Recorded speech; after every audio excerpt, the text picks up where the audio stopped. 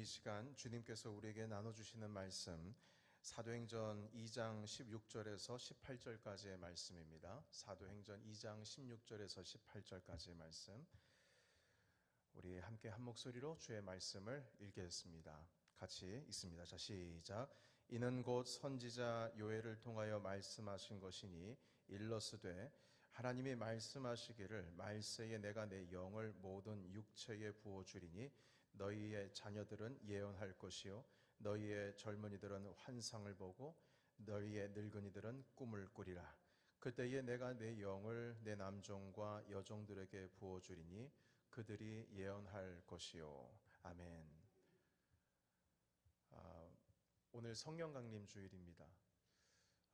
강림 주일에 맞춰서 또한 오늘 세례식도 있고요, 성찬식이 있을 예정입니다. 오늘 이 말씀을 통하여서 2000년 전에 우리에게 찾아오셨던 그 성령 하나님의 충만하심과 그 임재하심이 여러분들의 삶 가운데 이 시간 부어지시기를 주의 이름으로 축원합니다. 예수님께서 부활하시고 제자들과 40일 동안 함께 하시면서 하나님의 나라를 가르쳐 주셨습니다. 그리고 주님은 승천하셨죠. 제자들은 홀로 있는 것 같았습니다. 그러나 주님은 승천하시기 전에 예루살렘으로 너희들은 떠나지 말고 하나님 아버지께서 너에게 약속하신 것을 기다리라, 이렇게 말씀하셨습니다. 세례 요한은 세례를 너희에게 베풀었지만 그러나 하나님 아버지께서는 성령으로 세례를 너희에게 주실 것이다, 이렇게 약속하셨습니다. 그래서 마가의 다락방에서 120명의 예수님을 따르던 제자들이 열흘 동안 기도하고 있을 때에 그 열흘째 되는 그 오순절, 바로 그때에 불의 혀와 같은 모습으로 성령 하나님께서 그 제자들에게 임재하셨습니다. 그리고 그 제자들이 모두 성령의 충만을 받고서 입에서는 다른 언어로서 오순절 절기를 지키기 위해서 세계 각지에서 모여들었던 많은 유대인들에게 예수 그리스도의 복음을 전파하게 되었습니다. 바로 이때부터 본격적인 복음 전파가 주님의 제자들에 의해서 이제 담대하게 용기 있게 이루어지게 된 것이죠. 자, 그런데 이런 일이 일어날 것에 대해서 이미 구약 성경의 요엘 선지서에서 예언이 되어 있었습니다. 그래서 오늘 읽었던 이 본문 말씀 2장 16절에 있는 이 말씀이 요엘서에서 기록되어 있는 그 예언의 말씀을 사도 베드로께서 담대하게 설교하시게 될 때에 바로 이 성령 강림절에 주시는 주의 말씀으로 베드로가 인용하셨던 말씀이거든요. 자, 그런데 이 말씀을 보시게 되면 하나님의 예언이 바로 그 순간, 바로 그 시간에 성취되었다라고 하는 것을 선포한 것입니다. 그래서 요엘서에 있는 이 말씀을 오늘 본문에 보시게 되면 구체적으로 세 가지의 세부적인 사건이 일어나게 되는데요. 첫 번째는 무엇이냐면 성경 구절 잠깐만 열어주시겠습니까? 성령이 모든 육체에 부어주신다는 겁니다. 18절 말고요. 바로 그 전구절 16절이요. 네, 다시 17절로요. 모든 육체에 부어진다고 주님께서 말씀하고 있습니다. 모든 육체입니다. 이 말씀의 뜻은 성령께서 사람 봐가면서 가르신다, 이 말씀 아니십니다. 그리스도를 주로 시인하고 예수님을 구조로 받아들이는 모든 자에게 성령께서 임하신다고 말씀을 하고 있어요. 두 번째 구체적으로 표현하고 있는 것은 젊은이들이나 어른이나 모두 다 환상과 꿈을 보게 된다고 말씀하고 있습니다. 자, 그리고 세 번째는 무엇이냐면 예언도 하는데요. 무슨 예언이냐면 누가 예언하냐면 자녀들이 예언을 합니다. 17절로 다시 돌아가 보시겠어요? 자녀들이 예언을 합니다. 여러분, 예언은 누가 합니까? 선지자들이 하죠. 환상과 꿈은 누가 봅니까? 선지자들이 합니다. 그런데 이것이 선지자들에게만 속해 있는 것이 아니고 자녀들도, 그리고 젊은이들도, 그리고 어른들도 뿐만 아니라 다음 18절에 보시게 되면 심지어는 슬레이브, 종들에게도 주님께서는 영을 부어주셔서 그들로 하여금 예언케 하시고 또 환상을 보게 하신다고 이렇게 말씀하고 계십니다. 여러분, 이 말씀을 보게 되면 우리가 자세히 들여다보면 어떤 성령의 임재하심이 능력과 같이 임하시는 것을 볼 수가 있습니다. 바로 환상과 예언과 같은 능력을 말입니다. 그러나 오늘 이 본문에서 말씀하시고자 하시는 것은 어떤 현상적인 어떤 예언이나 환상 같은 것, 성령께서 임하셨을 때의 그 능력이 현상적으로 나타나는 것을 강조하시기 위해서 이 말씀하신 것이 아니라, 강조하시는 그 본질은 무엇이냐면 성령께서 우리에게 오신다는 겁니다. 능력은 나중 문제예요. 그 현상적으로 일어나는 건 그건 나중 문제입니다. 본질적인 예언의 말씀은 무엇이냐면, 과거 옛날에는 선지자들에게나 주어졌던 그 성령께서 이제는 세상의 모든 그리스도를 주로 시인하는 모든 사람 한 사람 한 사람에게, 심지어는 종들에게, 심지어는 어린 아이들에게까지도 성령께서 함께 하신다는 것을 확정적으로 말씀하신 거예요. 여러분, 과거의 환상이나 예언 같은 것은 선지자들이나 하는 것이었습니다. 구별된 자, 성령이 임재함을 볼 수 있는 자들은 선택된 자, 하나님의 콜링을 받은 자, 이런 자들에게만 주어졌었어요. 그래서 여러분, 성경에 옛날 격언 중에는 사무엘상 10장 11절 말씀 잠깐 보시겠습니까? 여기 보시게 되면 이런 격언이 있어요. 사울도 선지자 중에 있느냐. 비꼬는 말이거든요. 야, 사울도 선지자였대.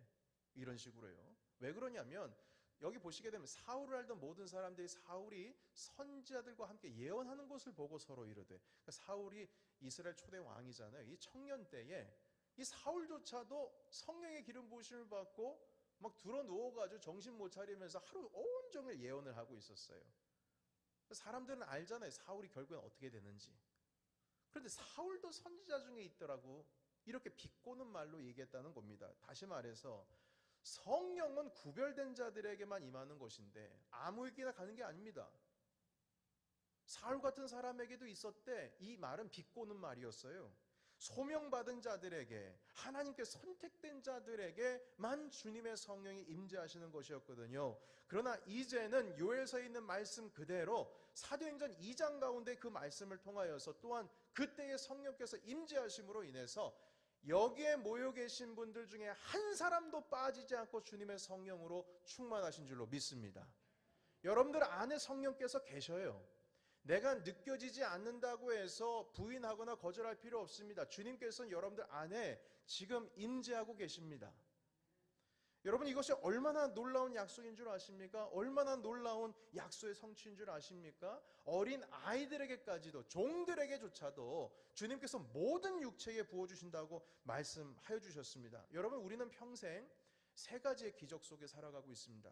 첫 번째 기적은 무엇이냐면 하나님께서 인간이 되셨다라고 하는 그 역사 가운데 우리가 살아가고 있다는 기적입니다. 하나님이 인간이 되셨다. 두 번째의 기적은 그 인간이 되신 하나님께서 바로 여러분, 우리를 위해서 돌아가시고 부활하셔서 우리가 죄의 용서함을 받은 그 놀라운 은혜의 축복 속에서 살아가고 있다는 것이 두 번째 기적입니다. 그 주님이 돌아가셨다 살아나셨어요. 세 번째 기적은 무엇이냐면 그 하나님의 영이 선지자들에게만 임하시는 것이 아니라 여기에 모여 계신 모든 주님을 주로 시인하는 구원받은 모든 자들에게 주님께서 부어주신다는, 다시 말해서 내 안에 내주하시는 성령님과 함께 살아가고 있다라고 하는 세 번째 기적 속에 우리는 살아가고 있는 겁니다. 그래서 이 세 개의 기적을 우리 교회는 역사적으로 절기로 지키고 있어요. 성탄절, 그리고 부활절, 그리고 성령 강림절입니다. 그런데 여러분, 문제가 있어요. 그것은 무엇이냐면 우리가 이 성령이라고 하는 것을 능력으로만 이해를 하기 때문에, 어떤 현상적으로만 이해를 해서 내 안에 여전히 내주하고 계시는 성령께서 내 안에 계시는데 그 성령님을 우리가 무시하고 살아간다는 거예요. 주님과의 교제가 사라진 채로 우리가 살아간다는 겁니다. 이렇게 되면 어떤 문제가 생기냐면요, 첫 번째는 우리가 얼마나 존귀한 자임을 우리가 잊고 살아요. 여러분, 우리가 잘나서 존귀한 게 아니에요. 주님께서 우리를 존귀하다고 하셨는데 그 존귀한 이유는 주님께서 여러분들을 선택하셨기 때문에 존귀한 겁니다.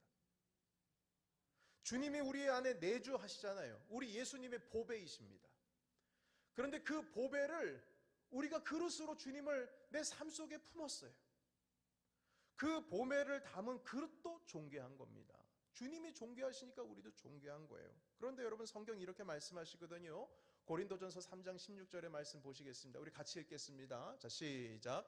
너희는 너희가 하나님의 성전인 것과 하나님의 성령이 너희 안에 계시는 것을 알지 못하느냐. 아멘. 그때 당시에 고린도 교회 성도들은요, 예수님을 믿으면서도 자기 안에 성령이 계신다는 것을 이 느낌적으로나 뭐 인지적으로나 이걸 뭐 잘 못해서 그랬는지 자꾸 잊어먹고 살아요. 그러다 보니까 자꾸 죄를 범하게 됩니다. 고린도 교회가 대표적으로 음행이 가득했던 교회였어요. 그러니까 주님이 내 안에 계시면 죄를 짓지를 못하죠. 어떻게 감히요? 여러분, 세상에 어울리는 것과 어울리지 않는 것이 있습니다. 여러분, 성령이 우리 안에 계셔서 내주하시는 자들은요, 죄라고 하는 것과 어울리지가 않아요. 죄와 어울리지 않습니다. 매칭이 잘 안 되죠. 여러분, 한번 이 성전을 둘러보세요. 우리 지난 주간 동안 음향 공사를 했어요. 그래서 아시겠지만 이 컬럼같이 세워져 있는 음향 판넬이 있습니다. 이것 때문에 울리지가 않는데요. 저도 설교가 지금 너무 편합니다. 제 설교 소리가 울리지 않고 그대로 여러분들께 전달이 되니까요. 여러분께서도 정확하게 들으실 수 있으니까 좋으시죠? 잘 모르세요?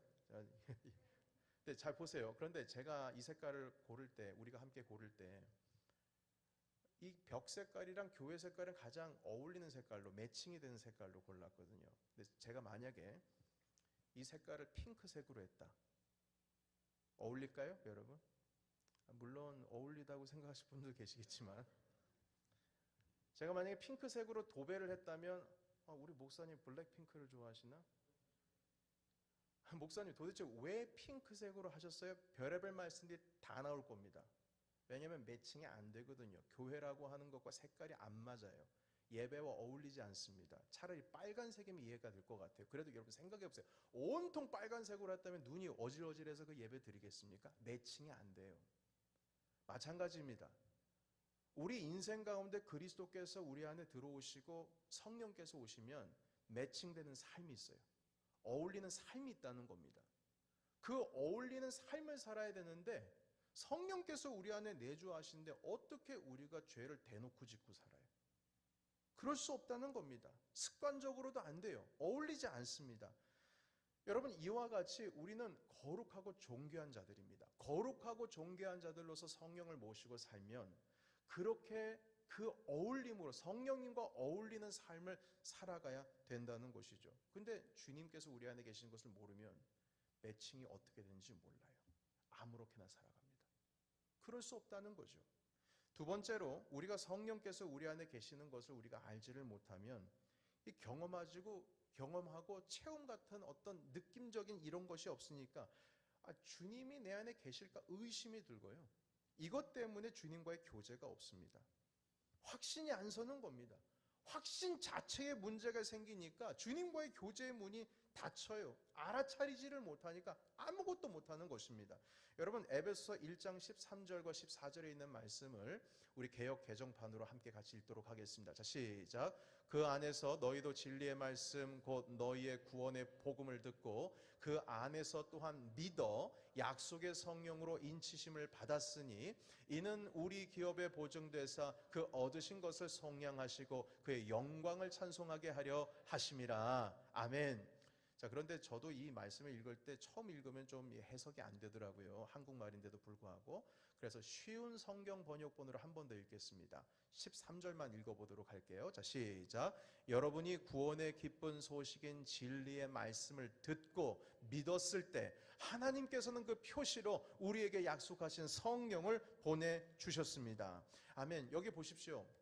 구원의 기쁜 그 소식을, 그 진리의 말씀을 우리가 듣고 귀로 듣고 마음으로 시인해서 입으로 고백하여 믿었을 때 하나님께서는 그 증표로 성령을 보내주셨습니다. 믿는 자에게 다 주어주신다고 해서 여기 보세요. 우리에게 약속하신 성령을 보내주시는데 모든 자들에게 부어주시는 거예요. 모든 자들에게. 그래서 여러분 14절 읽겠습니다. 제가 읽겠습니다. 성령이 우리와 함께 하실 때 우리는 하나님께서 약속하신 무엇을 받는다고요? 모든 것을 받을 것입니다. 성령은 하나님께 구속을 받은 모든 자들입니다. 뭐 가리는 건 아니에요. 성령께서 누구는 임재하시고 누구는 임재하시는 건 아닙니다. 하나님께서는 우리 모든 자들에게 큰 자유를 주셔서 하나님께 찬양과 영광을 돌리게 하신다고 말씀하셨어요. 여러분, 여기서 주시는 말씀, 복음을 듣고 믿었을 때 성령을 증표로 주신다는 말씀은 여기서 강조하고자 하시는 것은, 믿으십니까? 그래요. 주 예수를 믿으면, 마음으로 믿어서 입으로 시인해서 그렇게 믿으면 성령 하나님께서 느낌적으로 오실 겁니다. 성령 하나님께서 어떤 오감으로 여러분들께 체험케 하여 주실 겁니다.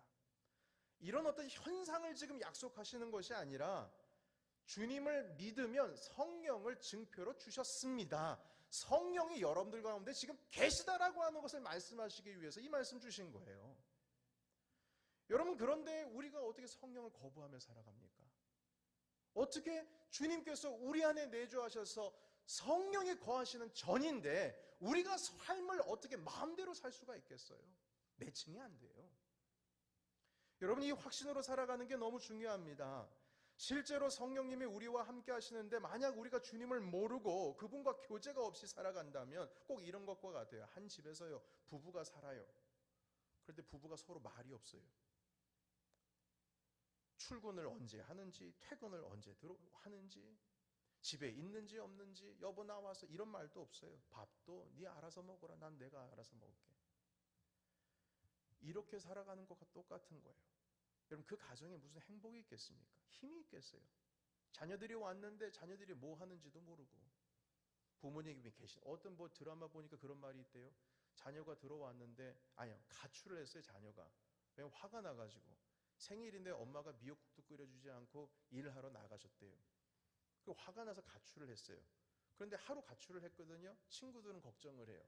그런데 이 친구가 결국엔 친구들의 그 걱정에 설득당해서 집으로 돌아왔거든요, 밤늦게.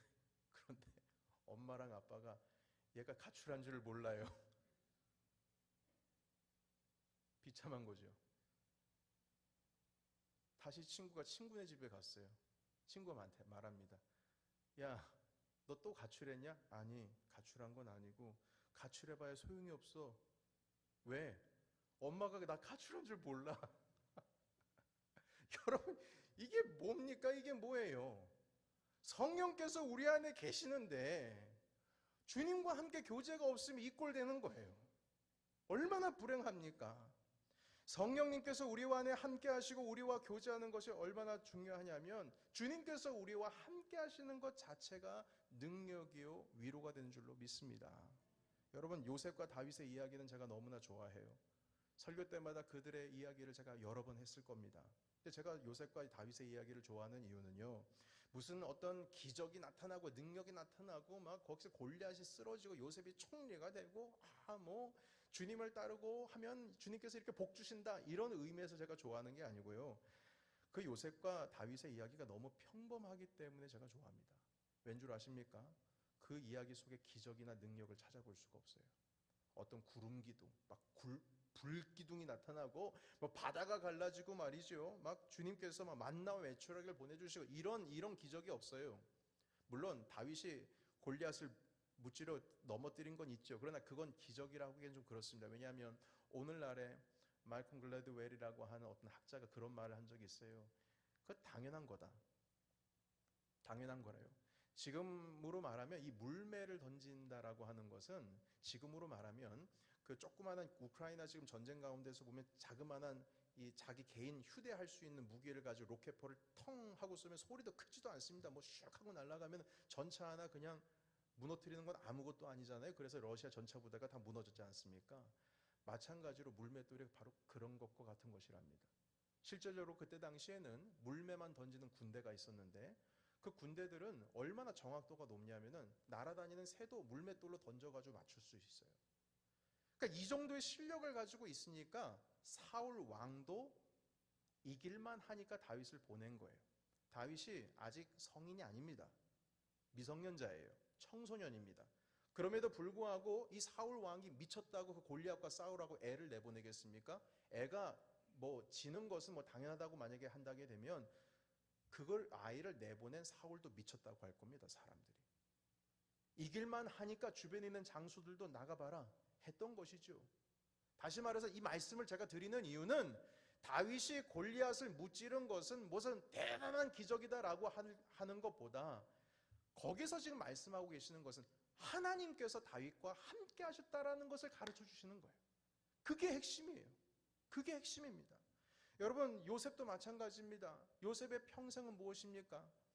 그가 바로 감옥에 있었지 않습니까? 이 두 분의 평범한 인생에는 두 가지가 실제하고 있었어요. 바로 하나님께서 함께하고 계셨다는 겁니다. 요셉의 이야기 한번 보겠습니다. 창세기 39장 21절 말씀 같이 읽겠습니다. 자, 시작.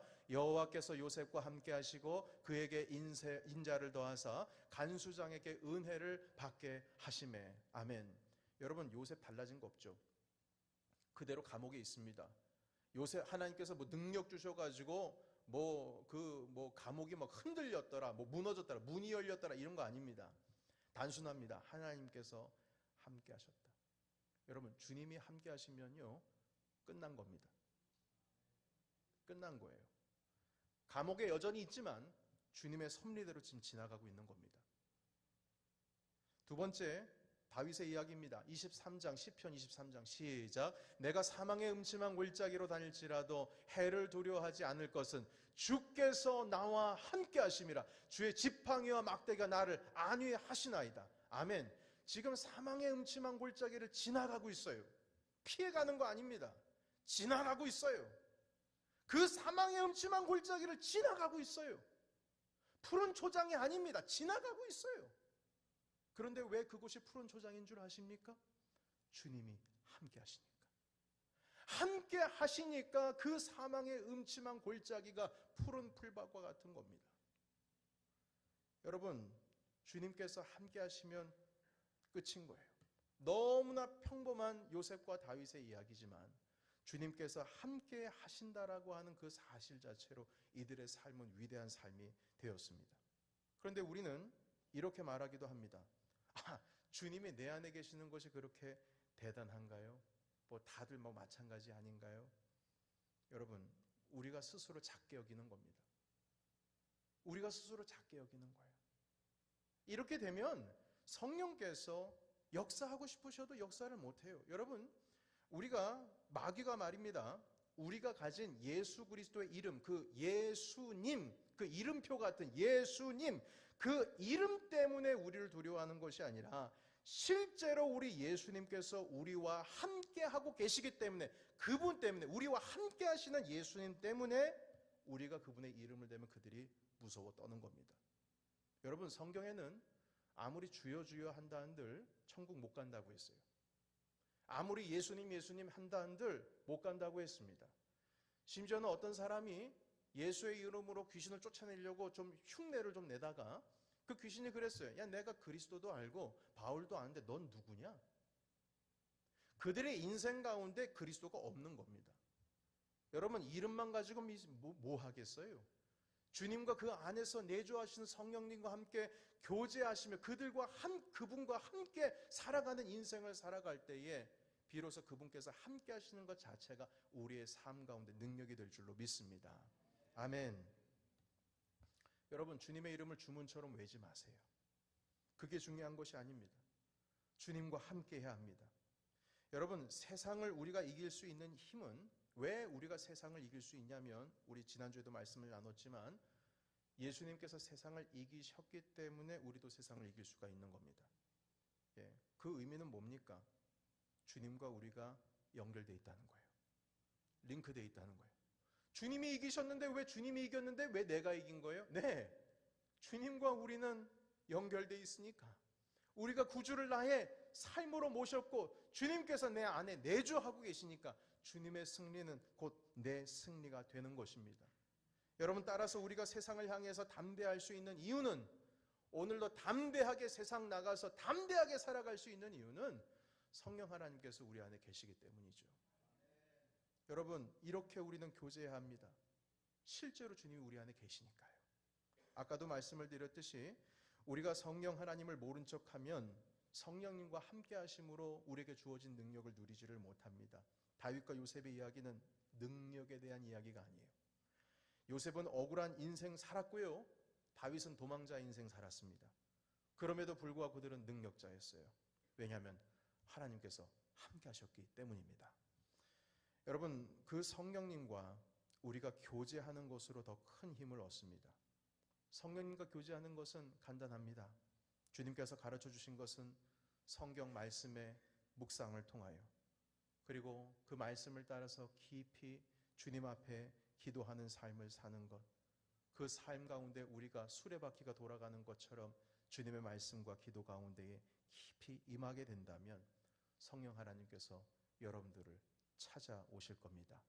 우리 함께 저를 따라해 주시기 바랍니다. 성령님 오시옵소서. 내 안에 충만케 하옵소서. 아멘. 여러분, 성령 하나님은 한 번만 오시는 게 아니에요. 반복적이십니다. 성령 세례에 대한 것은 사도행전 2장에만 기록되어 있지 않습니다. 예수님의 제자들이 가는 곳곳마다, 사도 바울이 가는 곳곳마다 너희가 믿었을 때 성령을 받았느냐 하시면서 성령 하나님께서 여러 번 오십니다. 그러나 우리 가운데 믿는 자들에게 성령의 오심은 바로 충만이라고 하는 것으로 다시 한번 우리가 구체적으로 설명할 수 있을 것 같습니다. 에베소 3장 19절에 있는 말씀 읽고 정리하도록 합니다. 같이 읽겠습니다. 자, 시작. 그 너비와 길이와 높이와 깊이가 어떠함을 깨달아 하나님의 모든 충만하신 것으로 너에게 충만하게 하시기를 구하노라. 아멘. 여러분, 이 말씀에 의하면 충만한 게 있으면 충만하지 못할 수도 있는 거죠. 우리는 예수 그리스도의 이름을 믿는 자로서 성령님께서 우리 가운데 오셨다면 그 성령님을 우리의 삶 가운데 충만하게 주님을 갈급해야 합니다. 주님의 계신 자리가 모자라면 안 돼요. 성령이 풍성해야 됩니다. 여러분, 충만이라는 것은 무엇이냐면 넘치는 게 충만입니다. 그렇게 성령님을 여러분 사모하셔야 됩니다. 그리고 성령 하나님은 오늘 특별히 성령 강림절이기 때문에 특별히 오늘만 임하시는 것이 아니라 여러분들의 매 삶 속에서도 주님께서는 여러분들과 늘 함께 하십니다. 그 삶 가운데서 주님 내 안에 충만케 하시고 내 안에 더욱더 충만케 하시고 성령으로 넘치게 하시옵소서라고 하는 그 삶을 살아갈 때 비로소 주님께서 이기셨듯이 우리도 세상을 이길 줄로 믿습니다. 오늘 이 말씀을 통하여서 성령 강림절, 여러분 특별히 오늘 세례 받으시고 또한 입교식이 있는데 그 모든 시간 가운데 성령 하나님께서 특별히 여러분들과 또한 오늘 입교자와 세례자 가운데 성령님의 임재하심이 충만하실 줄을 믿습니다. 이 마음으로 우리 늘 성령의 충만으로 하나님께 영광 올려드리시는 귀한 삶의 주인공 되시기를 예수의 이름으로 축원합니다. 아멘. 기도하겠습니다. 살아계신 하나님, 이 시간 주님의 충만하심이 이곳에 가득하기를 원합니다. 주님의 성령 이곳에 임하시고 우리 닫혀있던 마음들 다 열어주시고 주님 적당히 임재하시는 것이 아니라 넘치고 흐르도록 주님 충만히 임재하여 주옵소서.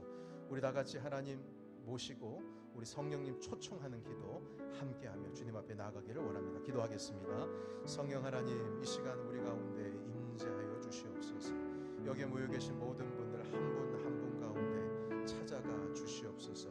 우리의 삶 가운데 죄 가운데 쓰러지는 삶을 살았다면 하나님 이제는 일어서는 삶을 살게 하옵소서.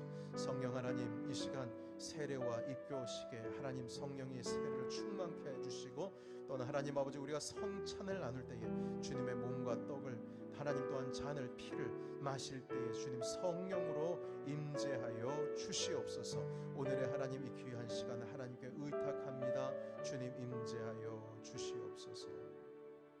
사랑과 은혜가 풍성하신 하나님, 이 시간 하나님 아버지 앞에 간절히 원합니다. 말씀 그대로 성령의 충만을 허락하여 주시며 이 세상을 이길 수 있는 우리 주님과 함께하는 삶을 살아갈 수 있도록 인도하여 주시옵소서. 예수 그리스도의 이름으로 간절히 기도하옵나이다. 아멘.